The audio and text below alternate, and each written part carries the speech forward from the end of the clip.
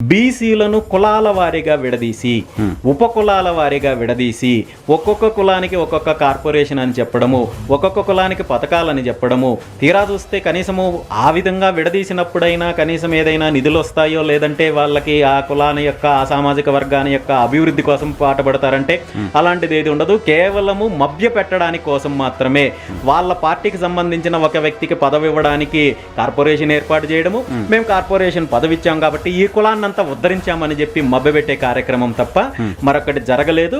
ఆ విషయం కూడా ఈరోజు బీసీల్లో చైతన్యం వస్తోంది.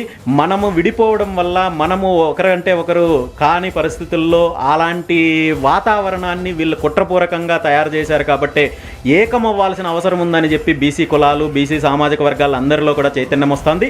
దీనికోసం కూడా బీసీవై పార్టీ ఖచ్చితంగా నడుం బిగించి భవిష్యత్తులో బీసీ కులాలన్నిటినీ కూడా ఏకం చేయడంతో పాటు మిగిలిన సామాజిక వర్గాలు ఏదైతే మీ కాపు సామాజిక వర్గం కావచ్చు, ఈ రెండు పార్టీల ద్వారా అన్యాయానికి గురవుతున్న అన్ని సామాజిక వర్గాలని రాజకీయంగా ఏకం చేసి ఈ రెండు పార్టీలకు సమాధి కట్టేంత వరకు కూడా బీసీవై పార్టీ పోరాటం చేస్తారు.